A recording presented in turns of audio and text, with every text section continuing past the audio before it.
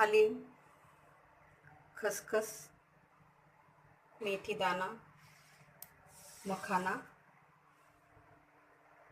डिंक, गूळ. गूळ, तळून घेतलेला डिंक, खारीक खोबरं, हालीम, वाटून घेतलेली मेथी, खोबरं,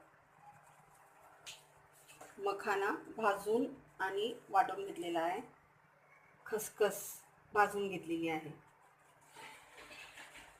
आपल्याला 1 किलो गाईचं तूप लागणार आहे. काजू, बदाम, वेलची आणि जायफळची पूड आणि सुंठची पूड. एवढं सगळं साहित्य आपल्याला लागणार आहे. हे सगळं मिश्रण एकत्र करून घेतलेलं आहे. अशा प्रकारे सुंदर असे लाडू तयार झालेले आहेत.